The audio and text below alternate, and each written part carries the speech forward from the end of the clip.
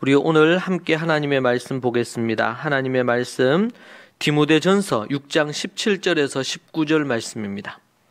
디모데전서 6장 17절에서 19절 말씀 우리 함께 읽도록 하겠습니다. 디모데전서 6장 17절에서 19절입니다. 내가 이 세대에서 부한 자들을 명하여 마음을 높이지 말고 정함이 없는 재물에 소망을 두지 말고 오직 우리에게 모든 것을 후히 주사 누리게 하시는 하나님께 두며 선을 행하고 선한 사업을 많이 하고 나누어 주기를 좋아하며 너그러운 자가 되게 하라. 이것이 장래에 자기를 위하여 좋은 터를 쌓아 참된 생명을 취하는 것이니라. 아멘. 오늘 이 말씀으로 하늘 부자의 특징과 결말이라는 제목으로 여러분과 함께 말씀을 나누도록 하겠습니다. 자, 우리가 예수님을 믿는다는 것은 단순히 교회에 나와서 주여 주여 하거나 예배를 드리는 것으로 성도, 그리스도인이라고 말할 수는 없습니다. 그가 진짜 그리스도인인지 어떤지는 확인할 수 있는 것은 그가 성경의 가치대로 살아가느냐는 것입니다. 우리가 출애굽기 말씀에서도 출애굽기 6장에 보면 하나님이 이스라엘을 이끌어내셔서 목적하신 것을 크게 4가지로 얘기를 했습니다. 우리를 속량하시고 건져내시고 그리고는 백성으로 삼으시고 그리고 하나님을 알게 하시고 알지라. 그리고 나서 이제는 그 하나님의 나라를 유업을 기업을 물려받을 수 있는 자로 하나님이 세우시는 거죠. 그래서 속량 구속입니다. 십자가입니다. 그리고는 어떻게 해요? 백성 되게 하시고 그리고 하나님과 깊은 교제 가운데 하나님을 알게 하시고 그리고는 기업을 물려받을 자로 세우는 것입니다. 그래서 우리는 이 구속사, 속량이라고 그랬죠. 구속사를 넘어서 목적사로 우리를 건져내시는 것이 우리를 부르신 목적이 아니고 하나님의 기업을 물려받을 상속자로 준비시키는 것입니다. 그러기 위해서 첫 번째로 속량하고 이것은 애굽에서 끄집어내시는 겁니다. 그리고는 어떻게 해요? 하나님 법을 주셔서 하나님의 백성답게 하나님을 알게 해야 되잖아요. 그러려면 이 토라 하나님의 말씀을 주시고 말씀을 배우고 그래서 그것을 실천하는 부분이 되게 하는 것이죠. 그렇게 해서 이제는 장성한 분량까지 이르러서 이제는 어떻게 해요? 하나님의 백성으로서 하나님의 백성을 넘어서서 이제는 상속자로 기업을 물려받을 자로 우리를 그러니까 1차적으로는 천국의 기업을 물려받는 거죠. 그래서 예수님이 하나님의 아들이시잖아요. 독생자 그 예수님과 더불어 우리도 하나님의 자녀가 됐어요. 이제는 하나님의 나라의 상속자로 우리가 사는 것입니다. 그래서 단순히 우리가 속량, 건짐받는 것에 목적이 있는 게 아니고 하나님의 백성답게 이제는 상속자답게 예수 그리스도를 닮아가고 하나님의 성품이 하나님의 덕이 그 사람 삶에 나타나게 하는 것입니다. 자, 그럼 이걸 어떻게 나타나게 하느냐? 그래서 우리가 이제 출애굽기에 보면 출애굽시켰어요. 그러고 나서는 뭐 했어요? 홍해를 건너게 했어요. 이거는 침례, 세례받는 거라 그랬죠. 침례받고. 그러고 나서 그 다음 출애굽하고 나서 6월절 이후 50일째가 뭡니까? 오순절이잖아요. 시내산에서 모세가 올라서 하나님의 법을 받았어요. 하나님을 알고 하나님의 백성다워지려면 하나님의 말씀을 알고 그 말씀을 공부해서 체화시켜서 삶이 되게 만들어야 됩니다. 이것이 표대예요. 목적이에요. 우리가 말씀의 8가지 사람들이 읽고 뭐 필사도 하고 연구도 하고 이렇게 하잖아요. 그것의 모든 것의 목적이 뭡니까? 말씀을 읽는 것, 내가 몇 독했다, 내가 100독했다, 1000독했다, 내가 얼마를 내가 말씀을 하야 많이 했다. 이게 중요한 게 아니고 그렇게 해서 어떻게 해요? 그 인격과 그 삶이 하나님이 기뻐하시는 삶이냐. 이것을 성경적인 세계관이다. 성경적인 가치관이다. 또 다른 말로 하면 성경적 개념을 딱 갖추었다. 성경적 개념을.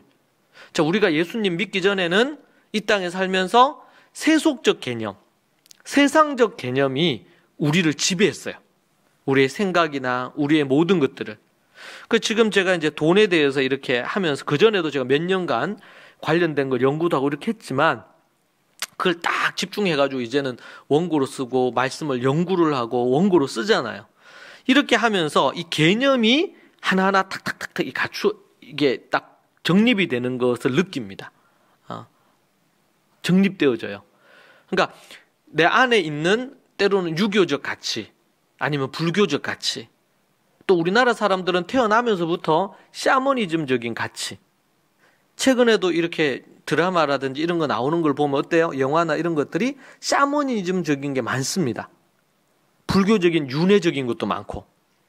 그래서 그런 말들 사람들이 하잖아요. 우리 크리스찬들이 그런 말 하면 안 되는데, 다음 생에는 내가 어떻게 되었으면 좋겠다. 뭐 그걸 얘기할 때 심정이 이해가 되지만, 그것은 불교적인 바탕에서 나오는, 사람은 다시 태어날 수가 없습니다. 그죠? 다음 생이 없어요. 이 생이 끝이고 천국이나 지옥이냐, 이게 끝이에요. 근데 세상에 거짓된 가르침이, 그러니까 뭐예요?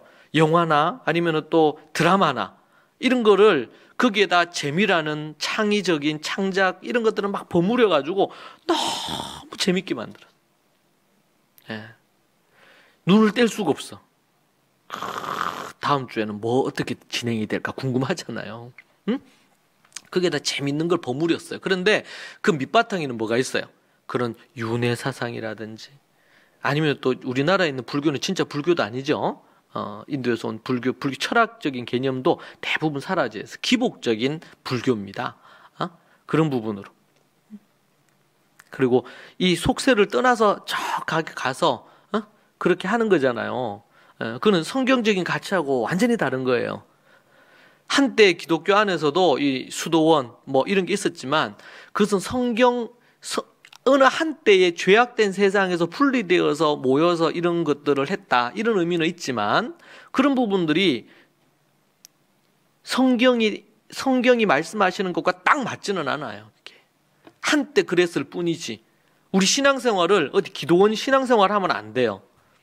우리는 이 땅에 발을 디디고 이 땅에서 사는 삶이 돼. 세상의 소금이 되고 세상의 빛이 되라 그랬지. 산골짜기에 가서 빛 되라고 얘기하지 않았잖아요.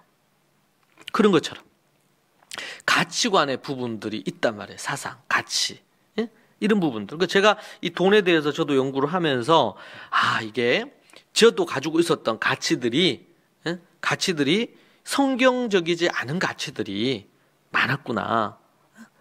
제가 우리 토대에서도 산농공상이라고 이렇게 해가지고 장사하는 거, 이게 가장 천하게 여긴단 말이에요. 가치 없는 걸로. 이런 어떤 부분. 그러니까 우리나라가 조선일 때 얼마나 이 땅이 그 양반, 상놈 이렇게 해가지고 그리고 왕정이었잖아, 왕정. 왕에 의해 가지고 뭔가를 다 그렇게 하던 부분이 있죠. 그런데 이 땅에 근현대사는 이 교회, 기독교가 없이는 설명이 될 수가 없어요. 외국에서 왔던 여자 싱글 선교사가 와서 어린 학생들을 모아놓고 자기 집에서, 방에서 그렇게 하면서 시작했던 그 부분이, 그래서 여성들에게 뭔가 글을 가르친다. 조선시대에 말이 안 되던 거였어요. 그 자체가. 그런데 여성들을 모아놓고 하나님의 말씀을 가르치고 또 글을 가르치고 영어를 가르치고, 이게 이제 어린 젊은 선교사가 와서 했던 일 아닙니까? 여러분, 그것이 지금 이화여대가 됐어요. 그게 한국에 있어서 근현대사의 학교, 병원 이런 거 관련돼서 얘기할 때 선교사와 교회와 이런 기독교 얘기 없이는, 그런데 지금 우리 역사책에는 그런 거 싹 다 뺐단 말이에요. 네? 왜곡시킨 거예요.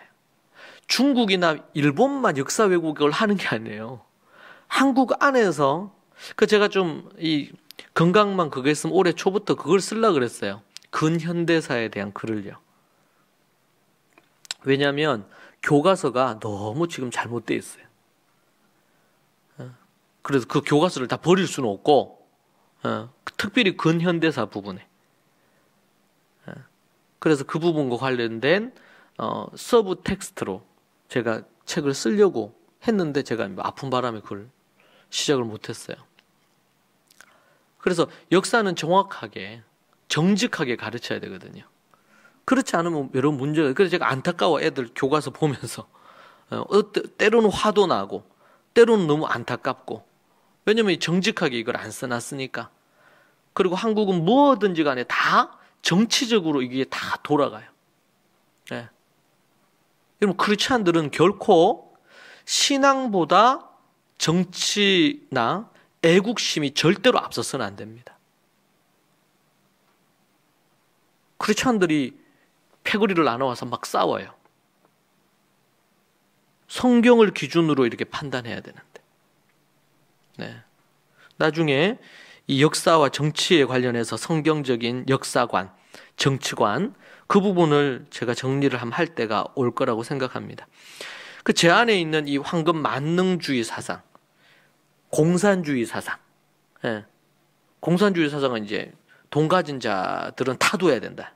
이런 부르조아, 프롤레타리아, 계급으로 모든 것들을 나누어 가지고 하는 것입니다. 우리는 이 하늘 부자의 특징과 결말에 대해서 우리가 오늘 이 본문 말씀을 통해서 살펴볼 수 있는데, 그런 부분에서 우리가 생각을 해보겠습니다. 이 교회를 왜곡, 아니면 기독교를 왜곡시키지 말아야 됩니다. 이 시대에 많은 목사와 많은 교회들, 그리고 많은 그리스도인, 또 그리스도인 학자라고 하는 사람들이 도리어 이걸 왜곡시키는 것을 봅니다. 속세를 떠나 산에 돛 닦는 것이 교회가 아니죠. 우리 교회는 절이 아닙니다. 이 땅에서 치열한 싸움을 싸우는 자들이고 현실을 떠나 사는 것이 아닙니다. 그리스도인의 삶은 뭔가 환상적인 이런 환몽적인 삶이 아닙니다. 그래서 막 뜨겁게 막 찬송 부르고 막 기도 뜨겁게 해가지고 현실 도피적으로 우리가 여기에서 현실은 힘들고 어려우니까 벗어나서 예배당에만 오면 그래도 찬양 부르고 뜨겁게 찬양 부르고 기도 막 하다 보면 뭔가 카타르시스가 일어나. 그게 아닙니다. 정신을 똑바로 차리고 올바른 사고를 갖고 분별을 해서 사는 것이죠. 현실을 떠나 공상적인 삶이 영적인 삶이 아닙니다. 그것은 이 교회를, 기독교를 왜곡시킨 가치입니다.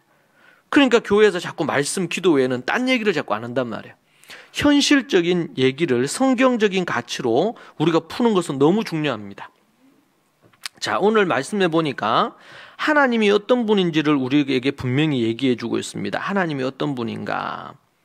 17절 말씀 보니까 내가 이 세대의 부한 자들을 명하여 마음을 높이고 정함이 없는 재물에 소망을 두지 말고 오직 우리에게 모든 것을 후히 주사 누리게 하시는 하나님께 두며 이랬습니다. 후히 주사.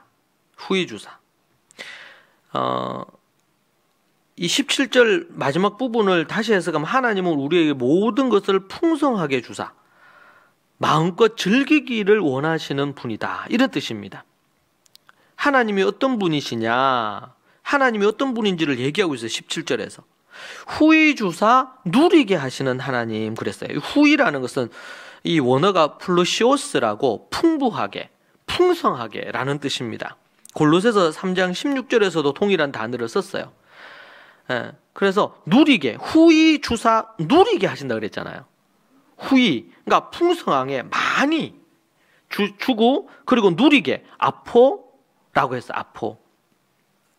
그리고 아포라오, 이 말은 뭐냐면 마음껏 즐긴다는 뜻이에요. 마음껏 즐긴다. 누리게라는 이 원어가 아포라오라 그래가지고, 아포는 뭐야? 마음껏, 그리고 라오 즐긴다는 게 즐기고. 하나님은 어떤 분이냐? 우리에게 풍성하게 주셔서 돈을, 물질을 풍성하게 줘서 마음껏 누리기를 원하시는 하나님이다. 여러분, 우리가 하나님에 대한 개념을 이게 명확해야 돼. 성경적으로 바뀌어야 돼요. 하나님은 우리에게 뭔가 막 억누르고 우리로 하여금 뭔가 하지 못하게 하고, 우리가 죄악된 걸 하나님께서 하지 못하게 하시는 건 있죠. 간음하지 말고 도둑질하지 말고 살인하지 말고 이런 건 있지만 그 죄된 것 외에는 다 누리도록 하신단 말이에요. 하나님이 왜 에덴 동산을 그리고 천지 만물을 만드시고 에덴 동산을 왜 만드셨을까요? 아담과 하와가 그곳에서 마음껏 누리도록 하기 위해서. 그런데 이 하나님이 아니고 막 우리를 억누르고 우리가 뭔가를 하려고 하면 못하게 하고 이렇게 하는 하나님으로 착각하게 만들 수가 있어요. 율법적인 하나님이 아니에요. 하나님이 우리에게 율법을 주시고 계명을 주셨지만 그것은 우리로 하여금 행복하고 인생을 즐겁게 살도록 하기 위한 하나님의 최소한의 기준을 그리고 사회를 구성하는 데 있어서 반드시 갖추고 있어야 될 최소한의 기준을 우리에게 말씀해 주신 것입니다. 결코 우리를 규제하거나 억압하거나 누르기 위한 것이 아니라는 것입니다. 부모가 우리 자녀들에게 책망하고 벌을 주고 이렇게 하는 거 억누르려고 하는 겁니까? 아니란 말이죠. 올바른 길로 이끌어주고 바르게 하기 위한 거예요. 그런데 어리고 미숙하면 그것을 억압으로 억누르는 것으로 생각하는 거예요.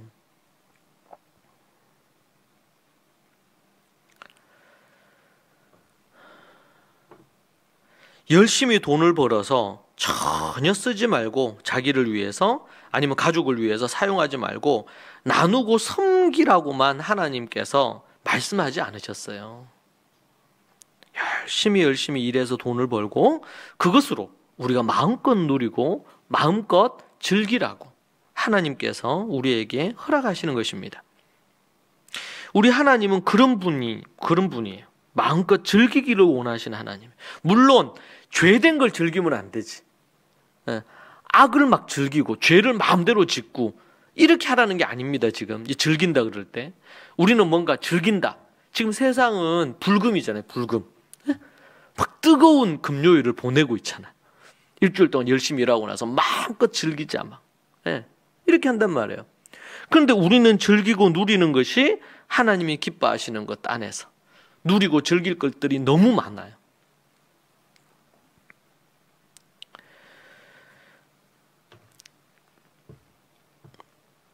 제가 이 성경 이 부분 이 구절을 갖고요 원어뿐만 아니고 한국어로 번역된 거, 영어로 번역한 거, 원어 다 종합해서 이렇게 보니까 열 몇 개를 봤어요. 열 몇 개를 봤는데 이 원어적으로 이 잘 번역한 번역본들이 몇 가지 있어요. 그러한 부분들을 볼 수 있습니다.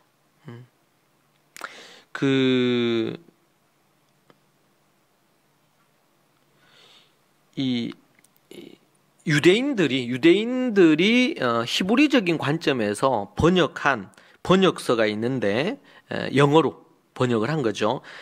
JNTP 번역인데 이 번역에 보면 이 어떻게 번역을 해놨냐면 영어를 제가 풀어서 번역을 했는데 이 세상에서 재물이 있는 사람은 그들에게 자랑하지 말고 그들의 희망이 부귀의 불확실성에 머무르지 않도록 하십시오.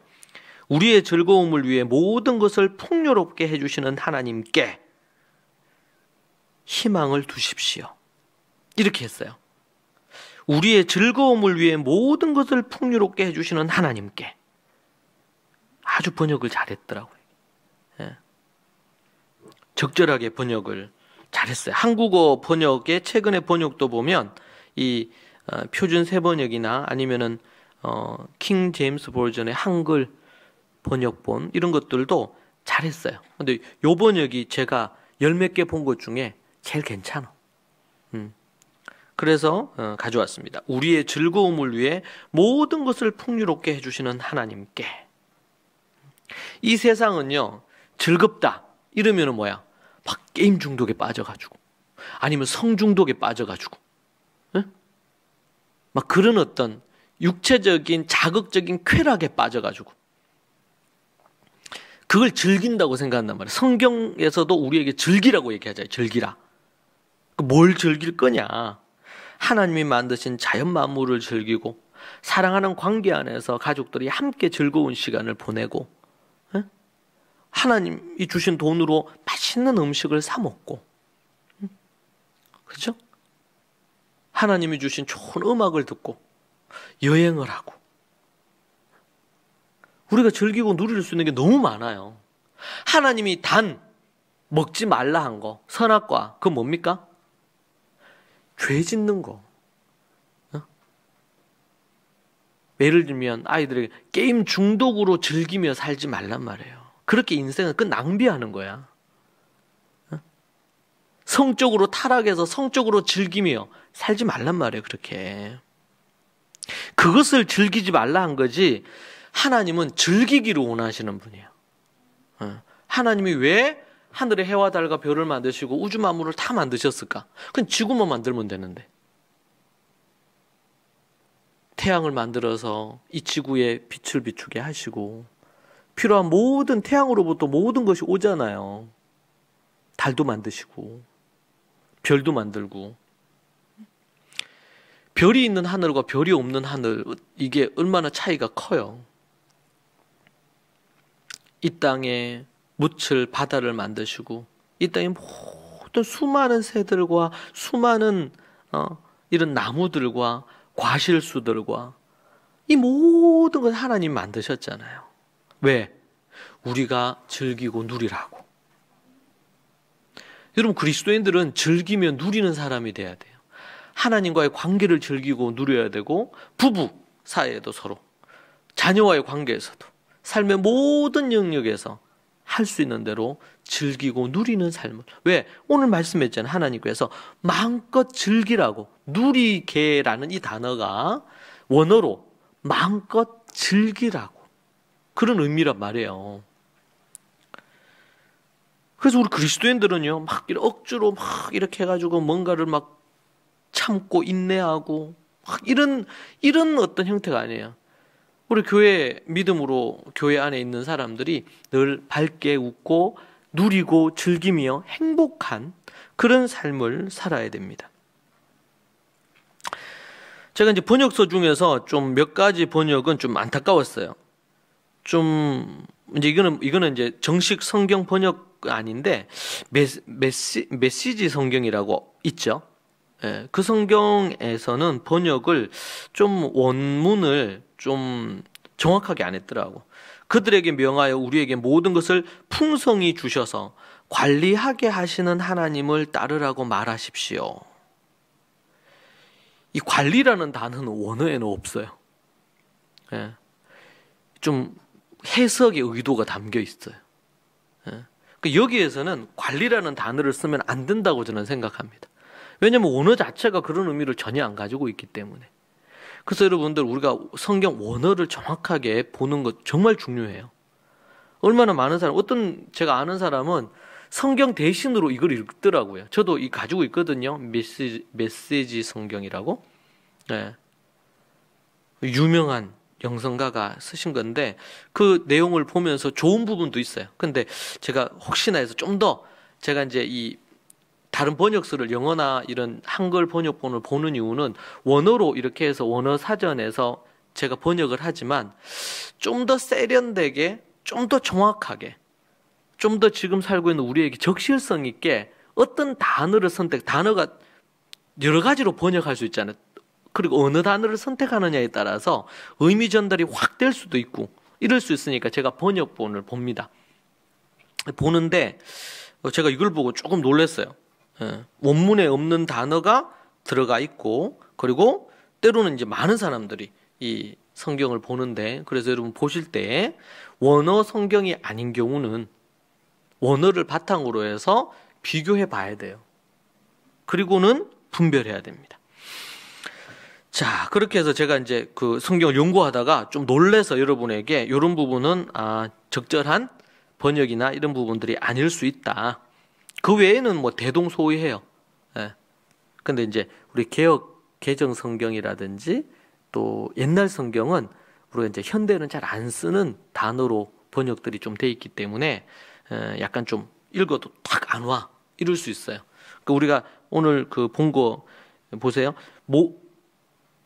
오직 우리에게 모든 것을 후히 주사 누리게 하시는 하나님께 두며, 이렇게 하면 딱 안 오잖아요. 네. 이게 번역이 뭐 잘못된 건 아니에요. 모든 것을 후히 주사. 근데 후히 준다는 단어 안 쓰잖아요, 요즘은 잘. 그죠? 누린다. 이건 좀 쓰긴 하죠. 그런데 앞에서 얘기했던 JNTP 이 부분은 우리의 즐거움을 위해 모든 것을 풍요롭게 해주시는 하나님께, 이게 좀 훨씬 더 많이 다가오죠. 예. 그래서 여러분들이 이제 성경을 또 공부하거나 이렇게 할 때 그런 것을 염두에 두고 보면 좋습니다. 자, 돈을 풍족히 주시기를 원하시는 하나님이다. 저는 그렇게 재번역을 해봤어요. 돈을 풍족히 주셔서 마음껏 즐기기를 원하시는 하나님이다. 우리 하나님이 그런 분이에요. 왜 주실까요? 그 풍족하게 돈 주시고 물질을 왜 주실까요? 누리며 살게 하시려고, 즐기며 살게 하시려고. 예. 여러분, 하실 수 있는 대로 즐기셔도 돼요. 누리셔도 됩니다. 그게 죄가 아니에요.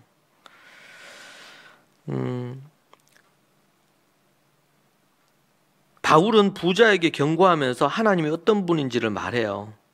그러면서 첫 번째로는 하나님께서 모든 것을 후히 주시는 분이다. 마음껏 즐기라고 풍족하게 주시는 분이다 라는 의미라는 거고요. 그리고 또 하나는 누리며, 즐겁게 즐기며 마음껏 누리며 살라고. 여러분, 이제 3월이 되면 이제 그 세상에서 얘기하는 부의 특징과 성경이 얘기하는 부의 특징이 있는데, 이 부의 특징이 있으면요, 하늘 부자, 세상 부자잖아요. 그런데 지난번에 얘기한 것처럼 공통분모가 있어. 공통분모가. 예. 그 공통분모 중에 하나의 게 뭐냐면 자족, 만족하는 거예요. 세상 부자 그리고 하늘 부자의 공통점이 있는데, 안 그런 세상 부자도 있겠지만 공통분모가 뭐냐면 자족하고 만족하는 거예요. 이것은 부자뿐만 아니라 모든 사람들이 가져야 될 부분이에요. 자족하는 마음, 만족하는 마음. 네. 세상에서 볼 때 좀 이렇게 가난하다, 아니면 중간 정도다, 부하다, 이렇게 하는 게 있죠. 기준들이 나름에 있잖아요. 근데 그 기준들이 다 달라. 사람들마다도 다르고 다 달라요. 자, 그런데 이제 주어진 부분들 안에서 성경은 우리에게 만족하라고 얘기하는 거예요. 만족하라. 어떤 사람은 내가 가진 돈, 예를 들면 10만 원이 있다. 이 10만 원을 갖고 만족하며 기쁘게 이 10만 원을 즐길 수가 있어요. 그렇겠죠? 어떤 사람은 물질적인 부가 부해서 내가 100만 원으로 만족할 수도 있어요. 중요한 것은 내가 10만 원이 있든 100만 원이 있든 만족하는 게 중요하고, 그것을 즐겁게 누리는 게 중요한 거예요. 근데 세상은 뭐냐? 더 많이 가져야지 행복하고, 결코 행복은 물질적인 부가 많다고 행복한 게 아니에요. 여러분, 그것은요, 세상, 제가 이 부자, 세상 부와 관련돼서 읽은 책만 한 30권은 넘을 거예요. 이번 주간에도 한 권을 읽었어요. 요즘은 참 이북이 있어서 참 좋아요. 예. 어디 움직여 이렇게 할 때도 뭐 바리바리 책을 안 사들고 가서 이북으로 이게 폰으로 딱 다운받아가 이렇게 해가지고 이렇게 보면 되니까. 그래서 요번에도 한 400페이지 대 책을 하나 했는데, 그것은 통계를 낸 거예요. 내가 3월 달에 그 책에 대해서 잠깐 얘기를 해놨는데, 연구를 한 거예요. 어떤 연구 교수들이 돈과 사람의 행복과의 관계에 대해서. 그런데 부자들이 얘기하는 게 뭐냐면, 공통적으로 하는 말이 돈이 많다고 행복하지 않더라는 거예요. 우리 중에는 돈이 안 많아봐서 우리는 잘 모를 수도 있는데 그 솔로몬도 그랬어요. 솔로몬도 얼마나 엄청난 부자였습니까? 지혜로 따지고 그러면 우리로 얘기하면 뭐 박사 학위가 뭐 한 10개는 넘을 거야. 솔로몬 같은 경우. 여러분, 그런데 그러한 물질적인 부와 그리고 학벌이 그리고 수많은 지식을 갖고 있는 것이 결코 인간을 행복하게 하지는 않더라는 거예요. 그것이 행복의 기준이 아니더라는 겁니다. 그런데 우리는, 세상은 뭐라 그래요? 돈 없으면 행복하지 않다. 그렇다고 해서 여러분 가난을 예찬하는 게 아니에요. 중요한 건 어떻다는 거야 지금. 지금 내가 가난해요. 그런데 내가 땀 흘리고 수고해서 부를 누릴 수 있으면 부를 누리면 좋죠. 그러나 주어진 내 이 상황에서 뭐 하라는 거예요 성경은? 족한 줄로 알라는 거예요.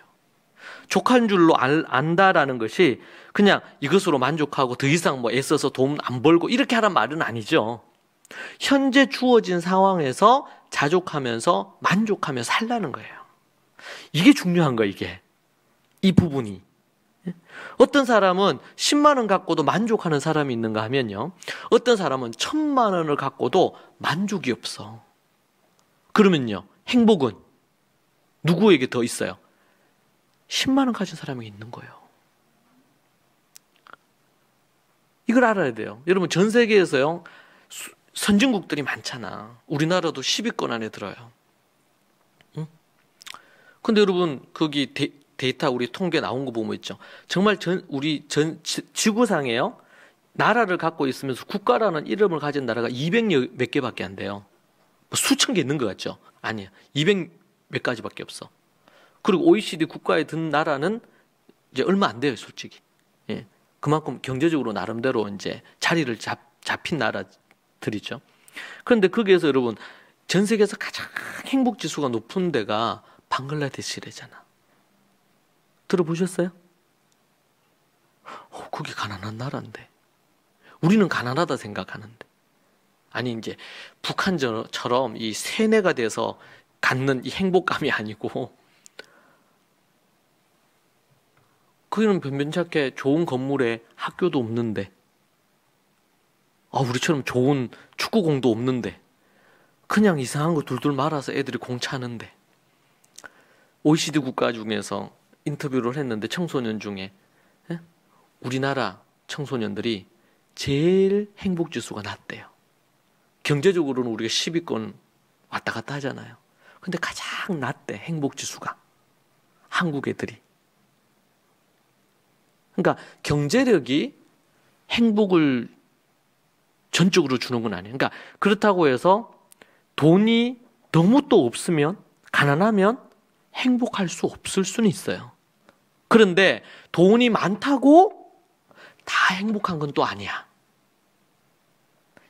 이 말을 잘 이해하시겠어요? 예? 지금 우리 상비병도 이해가 안 되시는 것 같은데. 그러니까 우리가 돈이 없어도 행복할 수 있다는 것은 돈이 없기 때문에 행복한 건 아니잖아요. 예. 자족하는 마음, 만족하는 마음이 있으면 우리의 어떤 형편이나 상황에 상관없이 행복의 마음을 가질 수는 있어요. 그렇다고 가난이 행복을 주는 건 아니에요. 가난은 상대적으로 물질에 부유한 것보다 행복을 더 많이 갖지 못하게는 해요. 그렇다고 해서 물질적인 부유함이 있고 돈이 많다고 해서 그 사람이 행복하냐? 그렇진 않아요. 네. 그게 누가 얘기한 거야? 부자들이 얘기하는 것들이에요.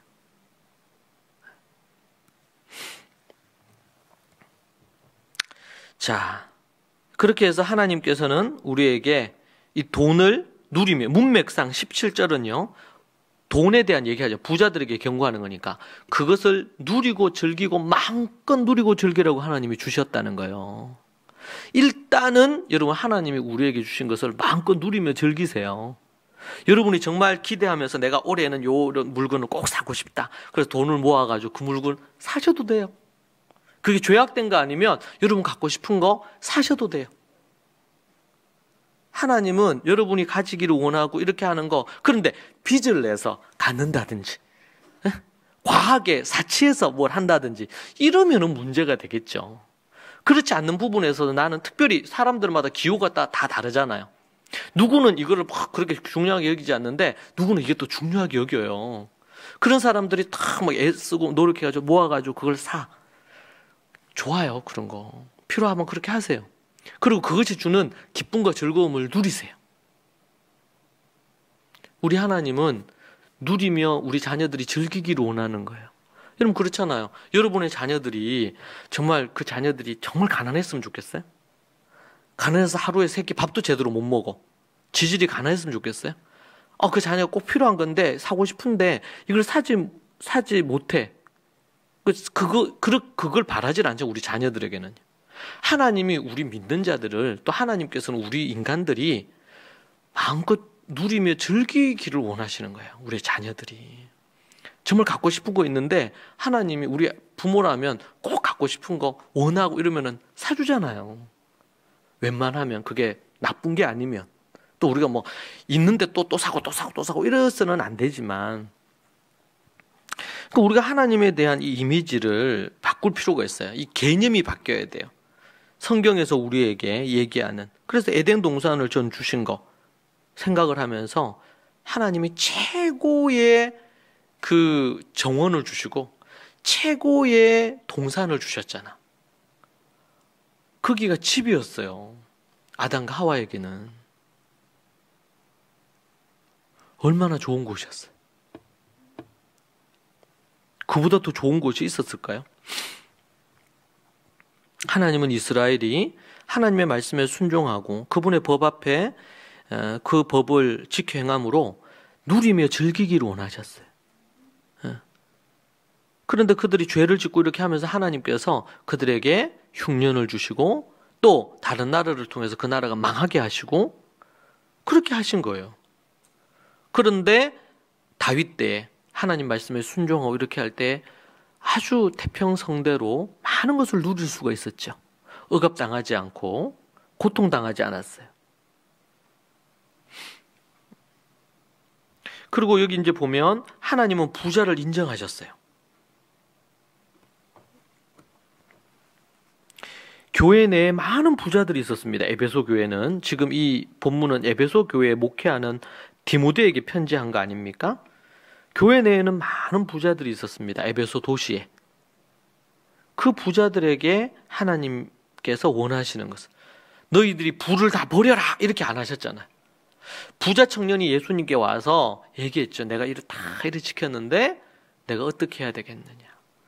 그러니까 예수님 얘기하잖아요. 네가 가서 모세의 계명을 다 지켜라. 그러니까 다 지켰어요. 뭐 더 지킬 거 뭐 있습니까?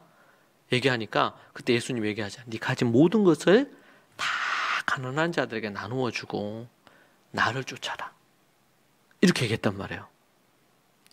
지금 오늘 사도 바울이 에베소에 있는 부자들이요, 가진 모든 것을 가난한 자들에게 다 싹 다 나누어 주고 나를 쫓아라. 이렇게 얘기 안 했죠. 여러분, 예수님이 그렇게 얘기할 때는 이 부자가 지금 자신이 부자고 그리고 스스로 자기는 의롭다고 생각하는 사람이에요. 어릴 때부터 율법에 모세의 계명을 지켜왔고 그리고 또 사회적인 지위도 높아요. 그리고 돈도 많아. 이걸 물려받았을 수도 있고 자기가 열심히 벌었을 수도 있겠죠. 어찌되었든지 간에 예수님이 그걸 본 이유는 뭡니까? 그가 하나님이 주인이 아니고 돈이 주인인 거예요. 그래서 예수님이 그에게 얘기한 거예요. 가진 모든 것을 다 나눠주고 나를 쫓아라. 왜?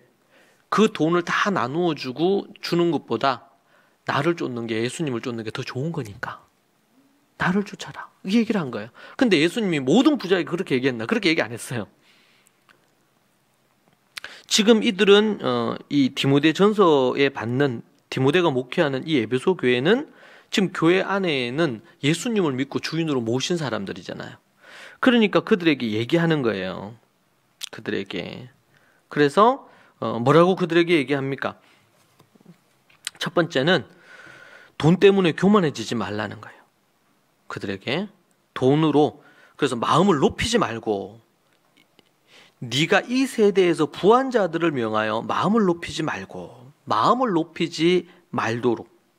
돈 때문에 교만해지면 안 된다는 얘기입니다. 이 얘기가.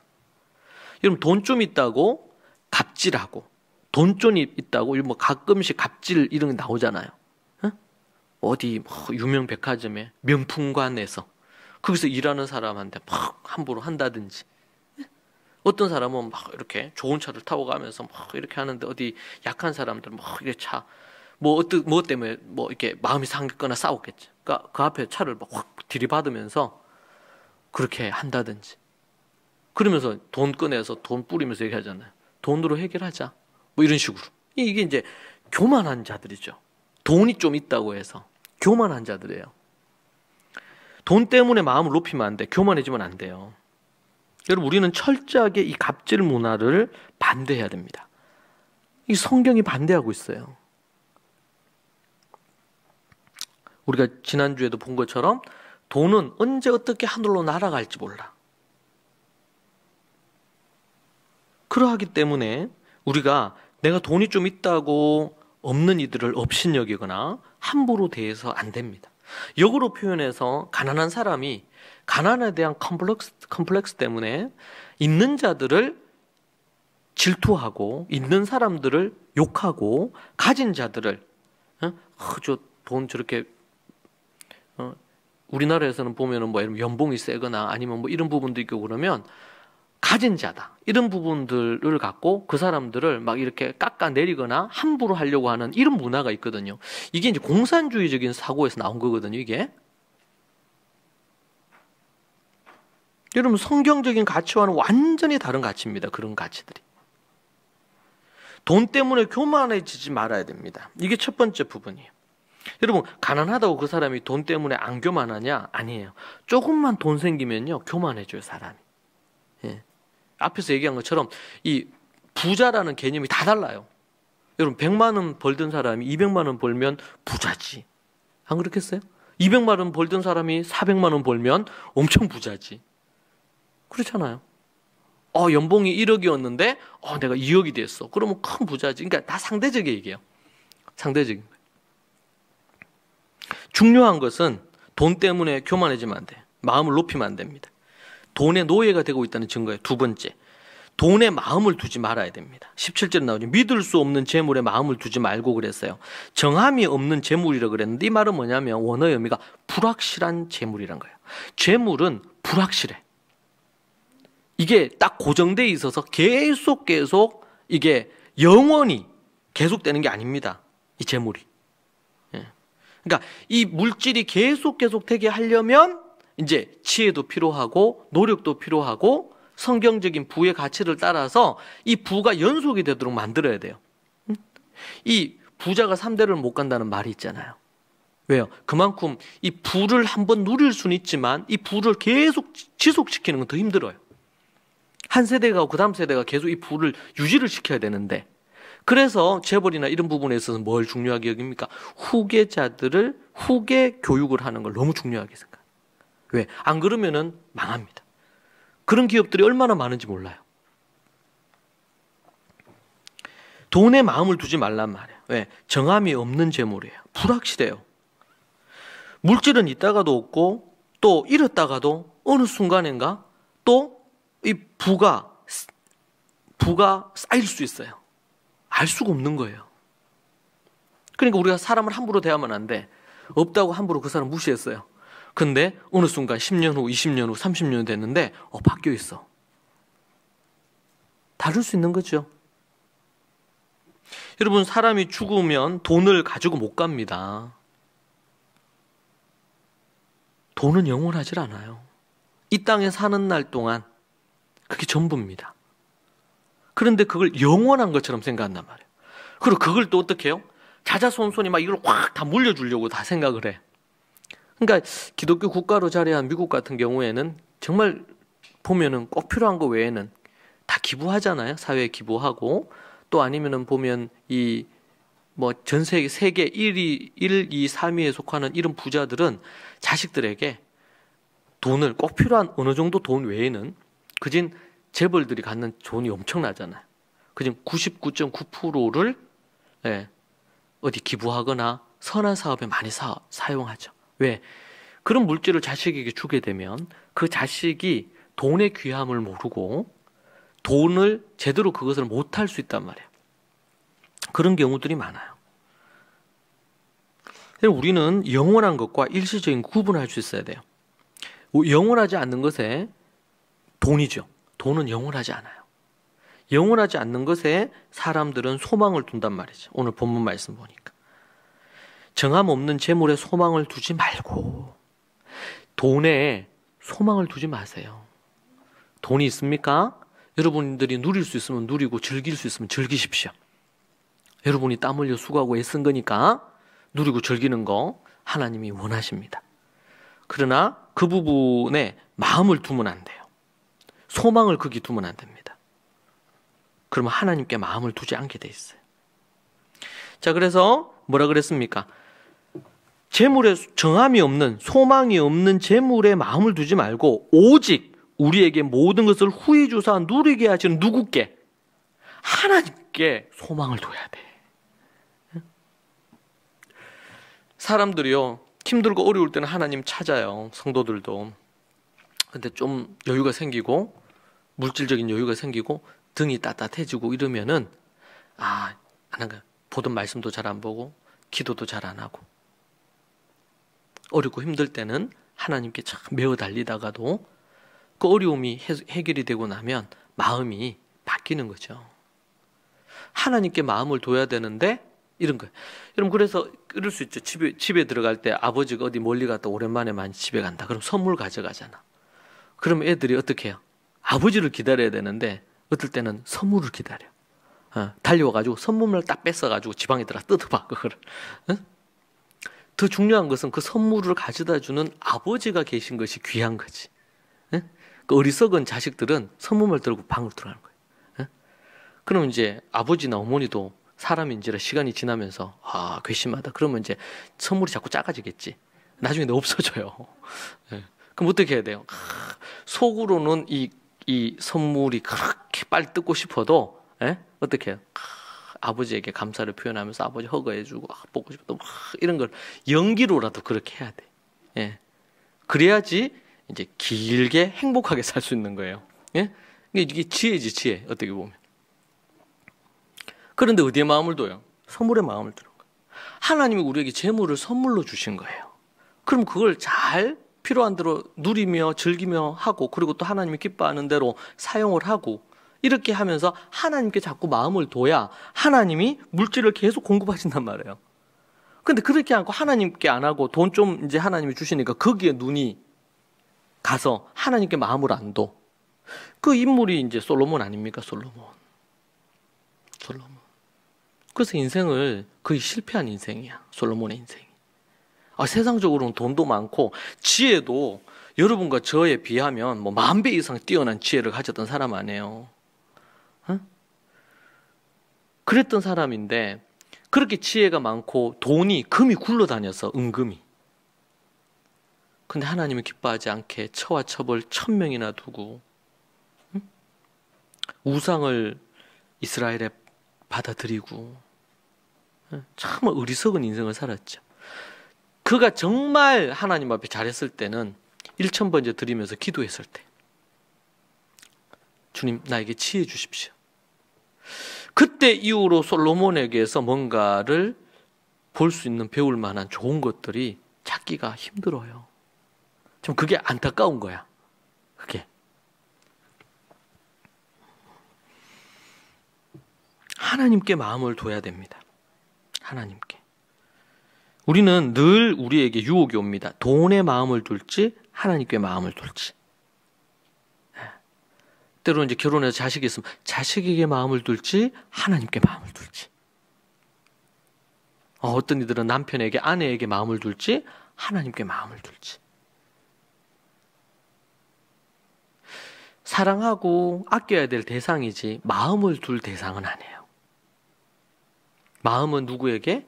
오직 하나님께. 돈도 그렇죠. 여러분, 우리가 하나님께 마음을 두고 만모니즘에 빠지면 안 된다. 배금 사상을 버려야 된다. 뭐 이렇게 한다고 해서 돈이 필요 없거나 돈을 함부로 해도 되거나 돈을 돌같이 보거나 이렇게 하면 안 되죠. 돈은 우리에게 매우 유용한 것이고 귀한 것입니다. 어떻게 하면은 이 돈을 잘 관리해서 돈이 계속 우리에게 풍성한 어떤 것들을 가져다 줄 수 있을지 우리가 이 흐름을 살피고 돈을 벌 궁리도 하고 이럴 필요가 있어요. 이건 필요한 도구예요. 그럼 그렇게 돈을 벌어서 어떻게 하는 거야? 나와 내 가족들을 먹여 살리고 또 필요한 대로 선한 일을 위해서 쓰기 위해서 버는 거예요. 근데 그걸 잊어버리면 이 골치 아파져요. 그 마음을 돈에 두는 거야. 돈이 있고 없고에 희비가 엇갈리고, 그리고 하나님께 안 두는 거예요. 하나님께 기도하고 하나님께 나아가고 이런 것이 자꾸 안 들어. 이러면 이제 문제가 돼요.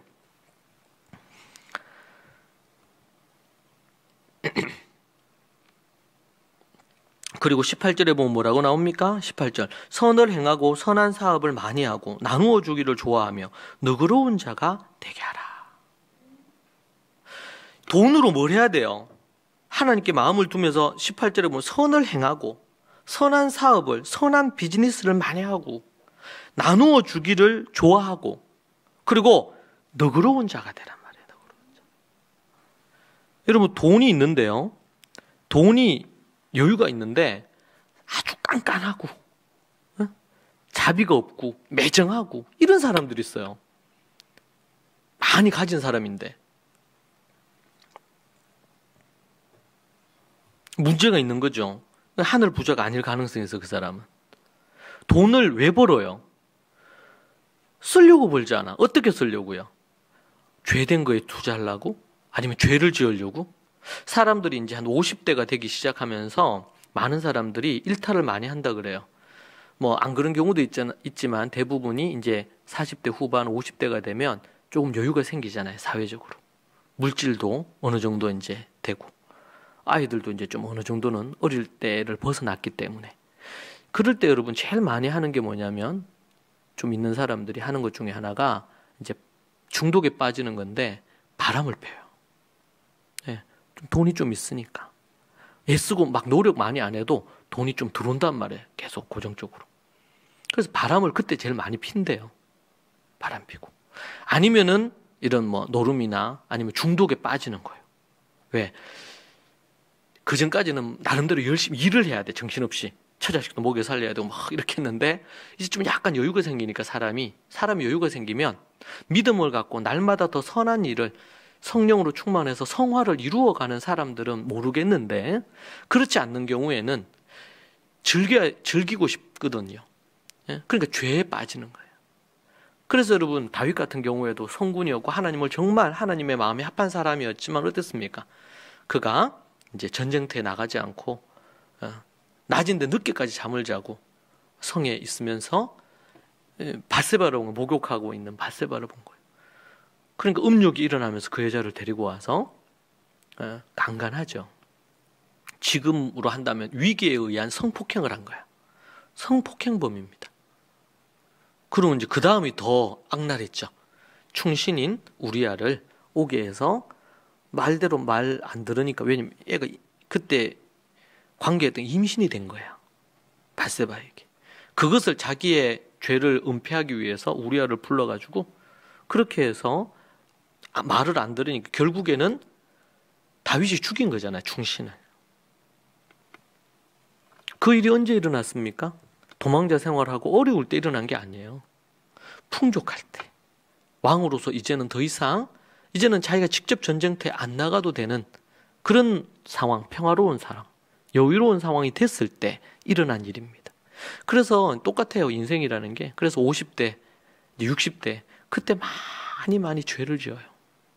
특별히 남자들 죄를 많이 짓습니다. 경계하고 깨어 있어야 돼요. 그러니까 이게 영적으로 충만해 있지 않고 하나님의 말씀으로, 아니면은 우리가 하나님의 거룩한 하나님의 사람으로 우리의 목표가 분명하지 않으면 다른 것이 자꾸 눈에 들어오거든요. 아이들도 그렇잖아요. 자기가 공부해야 될, 내가 뭘 해야 될, 이게 뚜렷하지 않으면 어떤 거에 빠져요? 게임에 빠지는 거예요. 왜? 재밌거든요, 그게. 인생에 분명한 목표가 없으면 자꾸 딴 길로 갑니다. 죄를 짓고요. 선한 일을 하기 위해서 우리가 돈을 버는 겁니다. 뭐 단지 내 처자식 먹여 살리려고 돈을 버는 게 아니에요. 내가 더 좋은 차, 더 좋은 집, 여러분 이게 죄악된 게 아니라 그랬어요. 누릴 수 있어요. 그런데 그것만 하면 문제예요. 그래서 성경에 보면 예수님이 비유로 든 거 있죠. 어리석은 부자. 지금 농사를 지었는데 엄청 소출이 많이 나왔어요. 그 전에 지은 것만 해도 지금 창고 가득해요. 이거 도저히 창고 안에 못 넣겠어. 이게 너무 많아가지고 수확이. 그러면은 어떻게? 최소한 그 전에 있던 거라도 다 나누어 줘야지. 썩어질 때까지 그냥 계속 쌓아두는 거야. 그러면서 뭐래? 내 영혼아, 이제는 풍족하니까 내 영혼아 잠잠히 누리며 즐기며 살자. 누리며 즐기고 사는 것 자체가 잘못된 건 아닙니다. 근데 그것을 어떻게 해요? 자기를 위해서만 하는 거예요. 이게 문제예요. 좀 있는 사람이 여러분 좀 좋은 차를 타고 좀 좋은 곳에 멋진 집을 짓고 이렇게 하는 게 뭐가 문제겠어요? 문제는 그것을 자기를 위해서만 하는 게 문제예요. 그게 선한 일을 행하고 선한 일을 많이 하고 그렇게 하란 말이에요. 하나님이 재물을 주셨어요. 왜 재물을 주셨어? 너와 너 가족들 내 필요한 부분들을 쓰되 물질이 많으면 그거 내가 마음껏 좀 쓴다 하더라도 그게 10% 이상을 쓰겠어요? 20% 이상을 쓰겠어요? 요번에 보니까 이건희 씨 이렇게 이제 운명하시고 이렇게 하고 나서 뭐 어느 부분만 해도 몇 조더라고. 한 사람이 이게 정말 대단한 부자예요. 그렇잖아요? 어디 하면은 좀 작은 나라에 1년 그것보다 더 많지 않겠어요? 재벌들의 그 부분이. 근데 여러분 죽을 때 그 돈 못 가져가잖아요. 때로는 그분이 아주 선한 사업에도 많이 쓰고 이렇게 했다는 뭐 후속 이런 뉴스나 이런 것도 있긴 하던데 그걸 자기를 위해서 10%를 쓰더라도 엄청나겠죠. 그거는 매일 몇백만 원짜리 밥을 먹어도 다 못 쓸 거예요. 한 달 내도록 해도. 누리고 즐길 수 있어요. 그런데 나머지를 어떻게 쓰느냐. 하나님은 거기에 관심이 있는 거예요. 예. 부자가 돼야 된다, 안 돼야 돼. 이게 중요한 게 아니에요, 지금. 할 수만 있으면 하늘 정말 부자가 되면 좋죠. 많이 부자가 되기를 원하세요, 하나님께서. 근데 문제는 그것을 어떻게 사용할 거냐. 선한 일에 사용하고 선한 비즈니스에 참여하고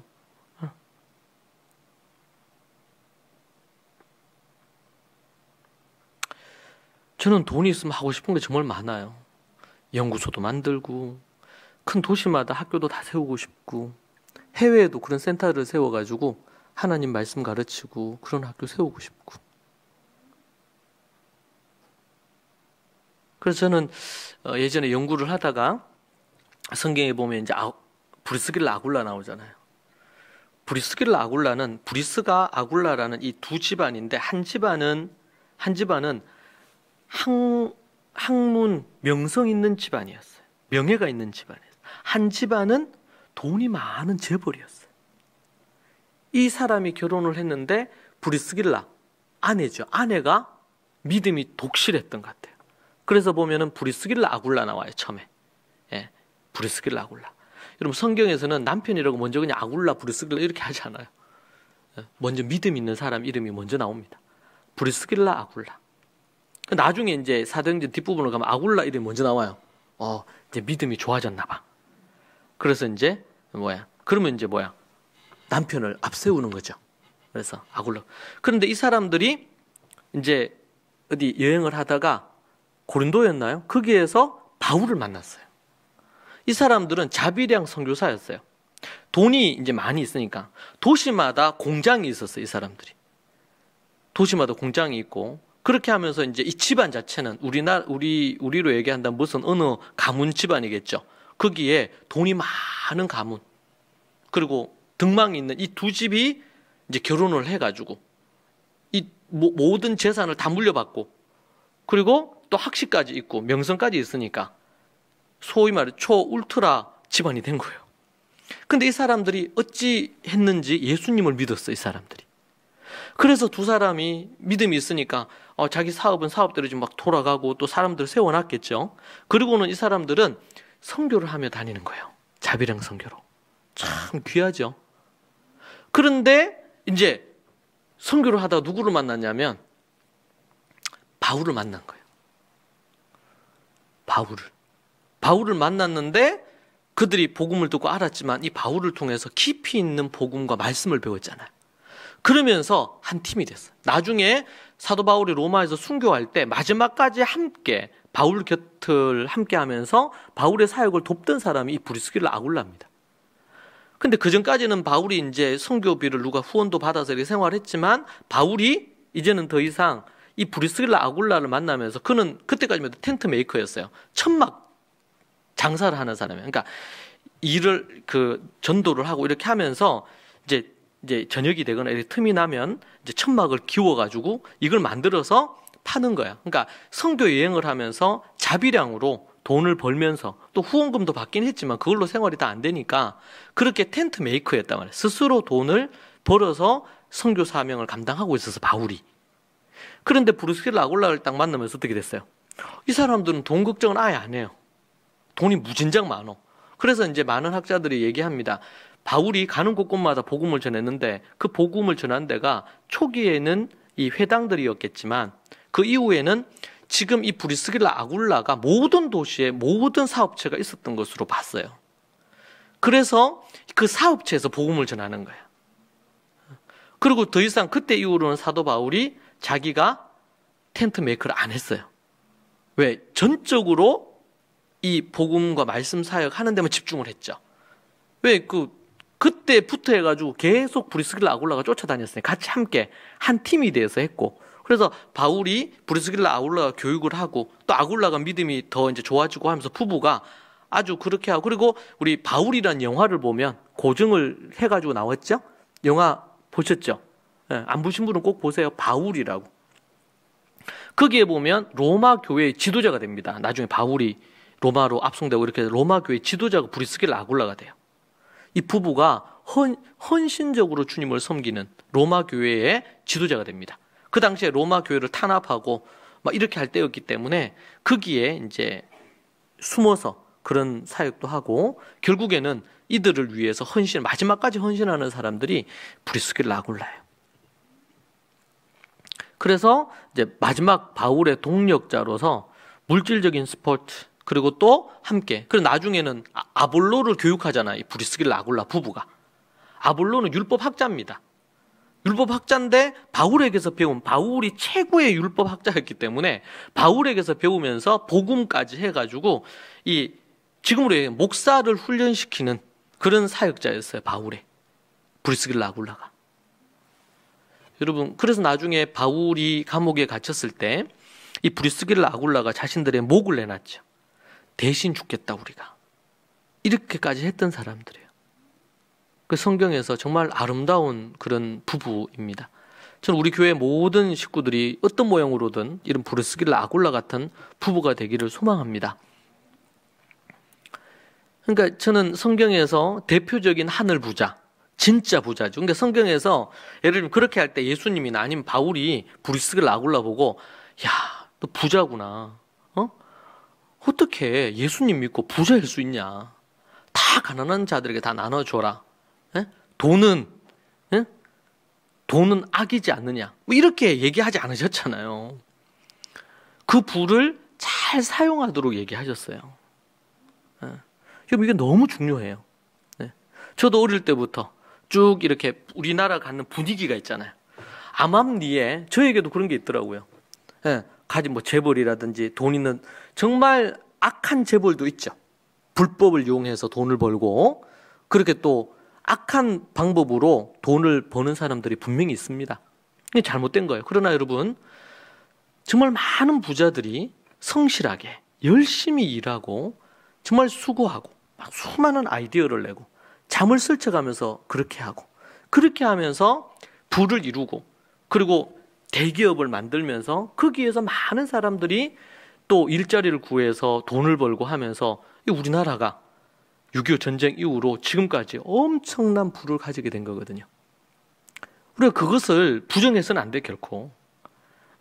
그런데 나름 우리나라에 좀 약간 연봉이 있는 직업을 갖거나 또 사업을 해서 성공을 했거나 이러면은 색안경을 끼고 안 좋게 보는 경향이 없지 않아 있단 말이에요. 저에게도 그런 게 있더라고요, 보니까. 근데 성경을 보면요, 성경은 그렇게 말하지 않아요. 그 부자들의 땀 흘리고 수고하고 노력한 걸 얘기합니다. 그러나 그들이 앞에서도 얘기한 것처럼 갑질한다든지 교만하다든지 또 자기들을 위해서만 돈을 쓴다든지 이런 거에 대해서는 아주 비판적으로 얘기를 하잖아요, 지금. 그러니까 우리나라는 자꾸 이렇게 흑백으로 자꾸 나누어. 그래서 보면요, 막 이렇게 옛날에 한때 이런저런 운동을 하고 이렇게 하면서 정말 그 불의한 것을 타도해야 된다 이렇게 했던 사람들이 시간이 지나면서 그 자리에 자기들이 다 있어요. 그러면서 불법을 동행해. 참 이게 안타까운 일이죠, 이런 것들이. 그만큼 이 기반이 약하단 말이에요. 한국 사람들이 갖는, 우리나라 사람들이 갖는, 제가 볼 때는 특별히 크리스찬들이 성경적인 기반이 약해요. 그러다 보니까 와, 돈 있다 그러면은 뭐 크리스찬들도 굽신굽신거리고, 그죠? 그리고 돈 좀 없다가 돈 생기고 그러면 막 사람들을 함부로 막 대하고, 부를 잘 활용할 수 있는 인격이 돼야 되거든요. 인격이. 예. 그렇지 않으면은 그것은 별로 유익한 거나 좋은 부분으로 자리하지 않습니다. 마지막으로 하늘 부자가 거둘 두 가지 열매를 우리에게 말해줍니다. 하늘 부자는 올바른 돈 사용으로 돈의 부유함, 이 부유함을 누릴 뿐만 아니라 내세의 영생을 누리게 된다고 말하고 있습니다. 그 사람이 돈을 사용을 하는데 부를 가져서 돈을 많아요. 가졌는데 그 돈을 하나님이 원하는 대로 앞에서 얘기하는 4가지로 사용을 했어. 그렇게 하면 하나님이 첫 번째로 주시는 열매는 뭐냐면, 얘한테 돈 맡겼더니 돈을 제대로 잘 쓰더라. 그럼 어떻게 하는 거야? 돈을 계속 부어주시는 거예요. 이것이 지금 오늘 말씀에 얘기하고 있는 부분입니다. 이것이 장래에 자기를 위하여 좋은 터를 쌓아. 자기를 위해 미래에 좋은 터를 쌓는 거예요. 이 말은 뭡니까? 물질적인 부분에 있어서 계속 좋은 터가 마련이 되는 거예요. 물질적인 부가 계속 만들어지는 거예요. 그렇게 돈을 쓰는 하늘 부자는. 그리고 뭐야? 터를 쌓아 참된 생명을 취하는 것이니라. 이렇게 얘기하고 있습니다. 이것은 뭐예요? 이 생애뿐만 아니라 내세에서도 영생을 얻겠다는 거예요. 이 말은 그러면 돈이 있는데 그 돈을 선한 데 많이 쓰면 천국 가는가? 우리 천국은 예수님 믿고 믿음으로 가는 곳이죠. 근데 그 사람이 진정한 믿음이 있다는 걸 어떻게 알 수 있어요? 그 사람이 돈을 쓰는 거 보면 알 수 있어요. 돈을 쓰는 거 보면. 그래서 유명한 우리 부흥사가 얘기했잖아요. 주머니가 회개를 해야 참된 회개란 말이에요. 그 사람이 입술로는 막 주여 하고 하나님 앞에 믿음의 고백을 딱 하고는 하나님 앞에 정직한 11조도 안 드리고 하나님 앞에 겸손히 가난하게 돈을 나누지도 않고 자기를 위해서만 사고 아니면 돈 버는데 불법적으로 악하게 돈을 벌고 이렇게 하면요. 그 사람의 믿음이 진짜인지 의심할 수밖에 없는 거예요. 그 사람의 믿음은 삶으로 증명이 돼야 돼요. 그 사람의 믿음은 삶으로 하나님 앞에. 너무 중요한 거죠. 믿음이 있노라 하면서도 행함이 없으면 아무런 소용이 없듯이. 사랑하는 여러분들이 모두 다 하늘 부자가 되셔서 하늘로부터 오는 물질의 복이 날마다 그래서 우리 말씀에 보면은 나가도 복을 받고 들어와도 복을 받는다 그러잖아요. 그때 그런 그 문구는 좋아하면서 그 앞에 앞문맥을 보면 그런 결과를 얻기 위한 조건이 뭡니까? 하나님의 말씀을 지켜 행하는 거예요. 하나님을 경외하고 하나님의 말씀을 지켜 행하는 자들에게는 나가도 복을 받고 들어와도 복을 받고 넘치도록 채워주시는 복을 누리게 된다고 얘기하죠. 여러분 우리가 돈이 예를 들면 10만 원이 있다. 그 10만 원을 갖고 하나님이 원하는 대로 거기에 얼마를 하나님한테 헌금하고 얼마를 내가 나를 위해 쓰고 내가 선한 일에 이걸 쓰고 그게 나중에 1,000만 원이 되면 1,000만 원을 그렇게 쓸 수 있겠죠. 1억이 되면 1억을 그렇게 쓸 수도 있겠죠. 하나님께서 그런 자들에게 물질을 부어주시고 채워주신단 말이죠. 하늘 부자가 누릴 이 두 가지의 열매, 더 많은 풍족한 지속적인 물질의 부유함을 누릴 뿐만 아니라 영원한 영생을 누릴 수 있는 부분으로 이끌어 주십니다. 여러분 우리 모두가 정말 제가 여러분에게 마지막으로 정리를 해드리면 돈에 대한 개념을 부에 대한 개념이 바뀌어야 됩니다. 하나님이 어떤 분인가를 알고 여러분 우리가 열심히 일하고 돈을 벌어서 누리고 즐기는 것이 악이 아닙니다. 그 하나님을 기억하고 그런 삶을 사는 것을 하나님 기뻐합니다. 그리고 부자가 가져야 될 그 여러 가지 네 가지 특징을 우리가 생각하면서 여러분들이 또 하나님께 마음을 두고 그리고 그 재물을 선한 일에 많이 하나님 앞에서 사용하십시오. 그럴 때 하늘 부자가 누리게 되는 놀라운 물질의 추가적인 복과 그리고 영원한 생명을, 내세의 영광을 누리게 되는 그런 하늘 부자가 될 것입니다. 여러분 모두 다 그렇게 되기를 축복합니다. 기도합시다. 오늘 들은 말씀을 붙들고 같이 우리 기도하면 좋겠습니다. 혹 여러분 안에 가진 왜곡된 부에 대한, 돈에 대한 그런 개념이 있습니까? 왜곡된 개념을 깨부수고 성경적인 개념이 만들어져야 됩니다. 하나님 앞에 오늘 들은 말씀을 갖고 깨달은 것을 갖고 이 시간 함께 하나님 앞에 같이 우리가 기도하도록 하겠습니다. 기도하십시다. 주여